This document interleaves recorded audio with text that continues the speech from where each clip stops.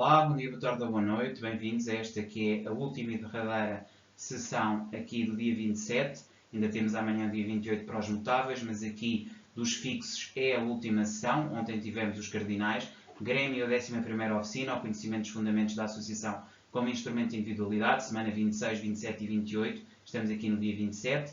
Basicamente estamos aqui a analisar os mapas e a perceber exatamente as energias. Da perspectiva hoje do Grêmio, já tivemos aqui a perspectiva da banca, já tivemos aqui a perspectiva do palco, já tivemos aqui a perspectiva do terapeuta e temos agora a perspectiva do Grêmio, que são as perspectivas fixas dos signos fixos. E a ideia aqui é perceber o que é que está a acontecer e como é que nós interpretamos isto à luz da própria natureza e energia de cada uma destas oficinas, destas casas, destas sinergias. Então olhar para este final de mês de junho e nesse início de mês de julho tem muito a ver com deixarmos de lado preconceitos, ideias, pensamentos que são redutores ou que de alguma forma nos reconduzem a limites, porque neste momento estamos sem limites. Ou seja, quando nós temos Urano em Gêmeos, quando nós temos Plutão em Aquário e quando temos também Ceres que rege a própria materialidade num planeta expansivo como Gêmeos, a dissociação e a transformação é evidente. Também a perda económica vai ser grande e total. Também, de certa forma, o palco do mundo vai ter que ser ganho e vamos ter que lutar por ele. E não há dúvida nenhuma que, a nível dos terapeutas, nós vamos ter que nos reinventar para nos compreendermos aos outros. Mas, a nível da defesa dos interesses individuais de forma coletiva, eu diria que nunca antes estivemos numa posição tão boa para desenvolver novas sinergias e para transformar o mundo. Portanto, para a frente, com a energia de Aquário, vamos ver o que é que temos aqui. E olhando os mapas e começando precisamente aqui sempre pelo mapa central, eu queria elucidar aqui que Plutão está na cabeça. E Plutão está em Aquário. E Plutão estando em Aquário, na casa 12, que tem a ver com o tempo, indica que há uma nova ideologia, um novo princípio, uma nova filosofia, uma nova maneira de ser e estar que está a despontar. É evidente que no momento presente continuamos com uma luta clara entre dois partidos, digamos assim. Se quisermos trazer aqui uma narrativa, nós temos de um lado o ponto vernal e temos do outro lado, já agora a se analisar aqui também o Urano e a Ceres, a Oriental e o Touro, mas se pensarmos então nos dois grandes grupos que estão aqui em conflito, a narrativa que temos aqui então Neptuno e o Saturno, que formam o chamado ponto vernal, ou seja, a estrutura inovadora de manter o patriarcado, que de inovação não tem nada, baseado também na Eris, que é a sua propaganda e que rege aqui a oficina da redação. Portanto, eu diria que quer o templo, quer a redação, quer o parlamento, juntaram-se os três, aqui de porfia, os três canalhas, os três jubelas, e vão aqui, de certa maneira, destruir a realidade. Entretanto, junta-se um quarto jubela, que tem a ver aqui com esta energia de Vênus, que tem a ver com os valores que está em Leão, ou seja, a ideia do palco, a ideia de que eu sou o único, sou melhor que os outros todos e que tenho que me impor perante o mundo através da minha capacidade omnisciente e omnipresente. Esta visão do palco também se associa, diria, àquelas energias. E como se isto não bastasse, temos também aqui a Vela da Lua em Sagitário, não é? Ou seja, o Sagitário, que entretanto estava em Escorpião, ou seja, a necessidade de tornar qualquer ponto que é visível e que tem a ver com a humanidade tornar-se tóxico na medida em que se sente o único no mundo, começa a ser cada vez mais evidente. Então temos 5 pontos em fogo e temos 3 em ar, o que indica que basicamente os elementos fundamentais que vemos neste mapa têm a ver essencialmente com essas energias. Depois desfez-se o comboio, desfizeram-se também aqui grande parte dos equilíbrios que existiam quando existiam bastantes mais, diria, conjunções, ou seja, uniões em stellium, e essas conjunções em stellium desapareceram, não é? Portanto, temos 2 ou 3, mas existe aqui muito mais uma estrutura vincada de determinadas energias. Então, dizia eu que um partido é este e o outro partido encontra-se precisamente deste lado. Tem aqui o Sol, tem aqui Mercúrio e tem aqui Júpiter, todos numa energia de quê? De caranguejo, que tem a ver com o quê? Com a identificação de que todos nós temos um passado, temos uma estrutura emocional que precisa de ser cuidada e que este momento, este tempo, esta realidade não está a ajudar muito a que isso possa ser vincado, ou sublinhado, ou entendido, ou percebido, ou sequer respeitado. Então passamos aqui por um tempo de grandes transformações, um tempo em que não nos reconhecemos uns aos outros, em que enquanto humanidade estamos em conflito absoluto, e disso falaremos mais a seguir no segundo slide, que fala obviamente dos aspectos e das conflitualidades que se estabelecem, e finalmente no terceiro mapa falaremos das energias que aqui são dominantes, não é? Percebe-se perfeitamente que o fogo e o ar dominam. Mas em termos aqui destes planetas e conscienciosamente também daquilo que é a universidade, o templo, onde temos a Lua, onde temos o Plutão, e depois aqui o ginásio, temos também aqui a casa 2, que é a banca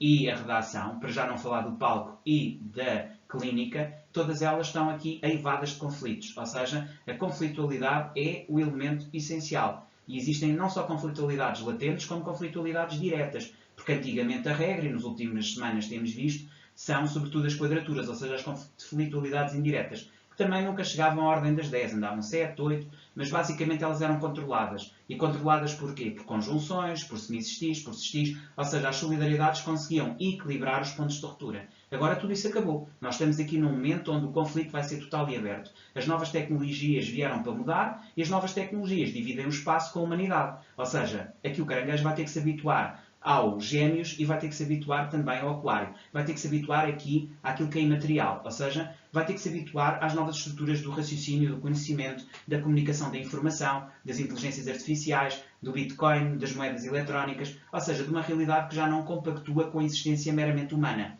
Então o analógico já deu lugar ao digital e o digital já deu lugar ao global. Então, este panótico-sinótico que a todos controla vai ser a realidade do dia-a-dia. E os seres humanos vão ter que se habituar, coisa que não querem. Aqui chegamos então à materialidade, não é? Ou seja, acaba o dinheiro e acabando o dinheiro há um controle sobre a guerra. Os seres humanos vão começar a ficar calminhos, não por força de outra energia que não seja aquela de acabar o dinheiro. E, portanto, esse aspecto também é muito importante. Ou seja, apesar de ter apenas um planeta, Terra acaba por ter aqui uma influência direta na forma como o fogo se acaba por equilibrar e se orientar. Porque se nós temos a estrutura económica perfeitamente em destruição absoluta, e se em breve vai acabar todo o dinheiro, não há dúvida nenhuma que estamos numa estrutura de colapso. E é esta estrutura de colapso que nos leva ao momento atual. Então vamos olhar o segundo mapa. Este segundo mapa é perfeitamente visível aqui que temos um número absolutamente brutal de oposições, 8, e temos apenas 6 conjunções. Okay? E este aspecto eu acho que é muito relevante, tendo em conta também que temos trígonos, temos cerca de aqui um número absolutamente colossal, não é? De quadraturas, mas já não é tanto, peço desculpa, são 14. E depois temos, obviamente, outros tipos de estruturas que são igualmente importantes e que não deixam de ser relevantes, mas que não refletem, diria eu, toda a conflitualidade imanente e transcendente que acaba por resultar aqui destes mapas. Essencialmente, o que nós temos aqui, em termos gerais, é, de um lado, uma energia nova, uma energia que vem, por um lado, pelas novas tecnologias, por outro lado, pela necessidade do ser humano falar, do ser humano ter o seu espaço. Eu diria que este aspecto do espaço humano é muito importante, ok? E é um espaço que estava no mapa de ontem e que agora desaparece, obviamente, por Sagitário tem uma outra energia, mas reparem, o próprio Júpiter, que é o regente de Sagitário, continua em Caranguejo. Portanto, esta mudança é mais uma mudança para uma toada de conflitualidade. E depois temos, obviamente, tudo o que são conflitualidades. A Lua, Vênus, aqui o ponto vernal, e, portanto, entramos aqui numa estrutura Aéris, entramos aqui numa estrutura que verdadeiramente não acrescenta.